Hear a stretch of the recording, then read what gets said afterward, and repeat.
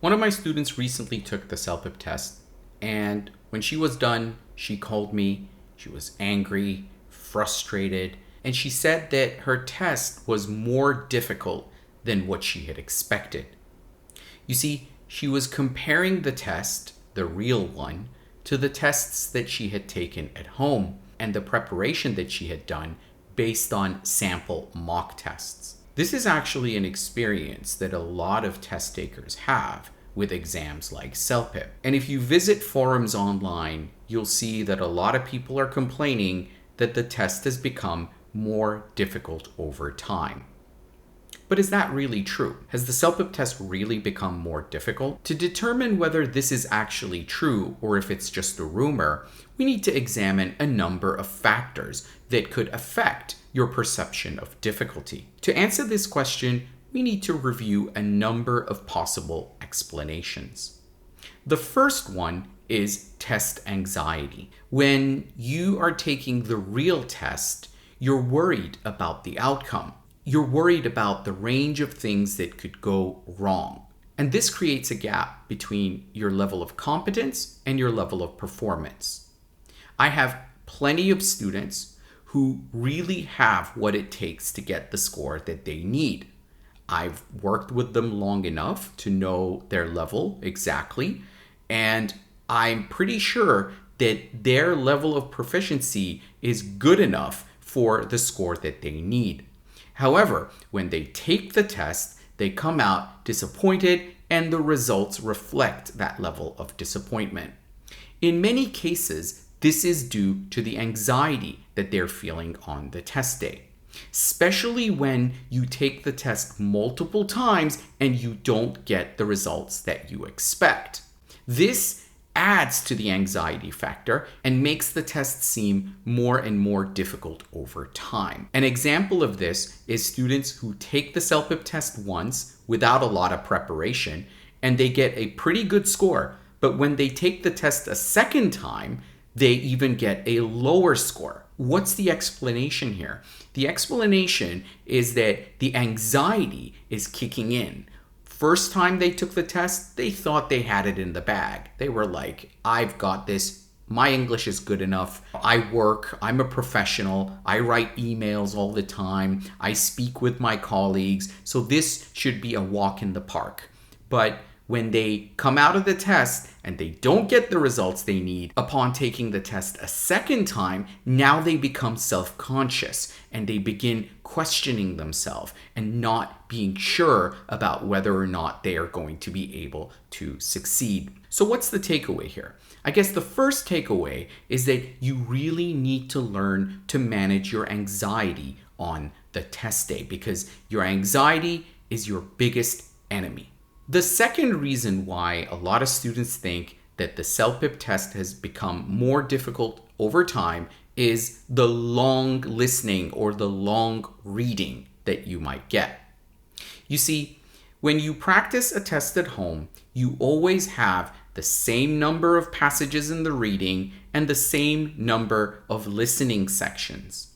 However, on the real test day, you might encounter a situation where you have to do a long listening test or a long reading test. This means the test developers are giving you an extra listening section or an extra reading component to complete. The reason for this long listening or long reading is the test designers are trying to establish the validity and reliability of the tests that they are going to use in future administrations. That is, they've designed some new tests and they want to see if those tests are standard or if they're perhaps more difficult or easier than what is already believed to be a standard test. When you get a long listening test, you don't know which of these sections will count towards your score and which one is just an extra section and will not affect your score.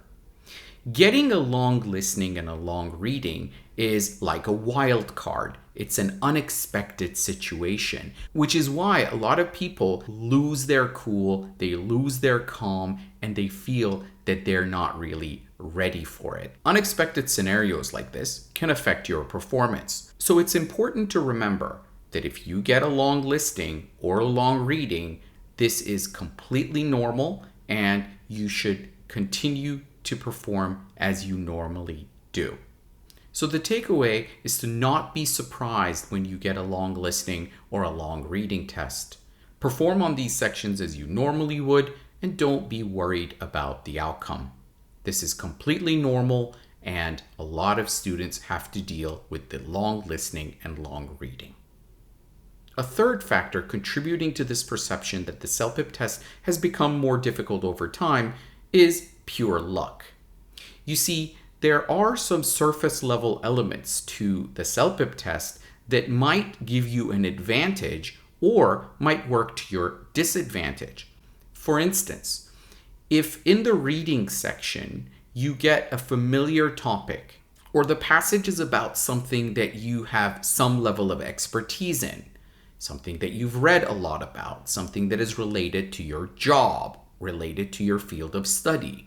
This will obviously give you an unintended advantage over other test takers who might not be so familiar with those subject areas. The opposite is actually also true. You might get a topic that is not within your area of expertise, or it's something that you don't know a lot about. You don't have sufficient vocabulary for that topic. So in that case, that might be to your disadvantage. The familiarity effect is purely based on luck. When you take the test, you might be unlucky, or in other scenarios, you might be lucky. What is difficult to you is actually easy for someone else, and vice versa. What you need to understand is that CELPIP is a standardized test. In other words, it is a measurement instrument to see how well you know the English language and how well you perform in the English language. Think of it as a ruler. A ruler should always show the same measurements for the same object. If we had a ruler where one day the object would be shown as being 2 inches long and another day it was 3 inches, then that ruler wouldn't really be a reliable instrument, would it? The CELPIP test is the same. Then why is it that your level of English is measured differently or you get different results? That's purely because of the way you feel on the test day, how prepared you are, and how much anxiety you're feeling. Sometimes I have students who come out of the test and they tell me that they had a good day. What does that mean? It means that they managed to control their anxiety, they were feeling well, they got topics that were familiar to them, and it ultimately results in a positive outcome. Other students claim that they had a bad day. What does that mean? It means they felt a little bit more anxiety than usual, they got a long reading that made them a little tired, and perhaps some of the passages and topics were unfamiliar to them. So as you can see, these surface level elements can affect your score.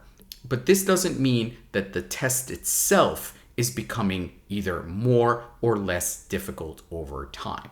You see, the research that is done by Paragon on the CELPIP test is intended to ensure that the test is valid and reliable, meaning that it is a standard tool for measuring your level of performance in the English language. So based on the factors that we examined, I don't think that the test is becoming more difficult over time, but I hope that through this review, you managed to understand what are the external factors that might be affecting your performance and that you manage to control them to get the score that you deserve on the test day. If you enjoyed this video, please like and subscribe and send it to someone who is struggling with the CELPIP test. On my channel, I have a range of courses and material to help you prepare for your test. My students are getting amazing results and you can do the same. Check out the playlists on my channel for more details on the courses and material. I wish you the best of luck on your CELPIP preparation journey.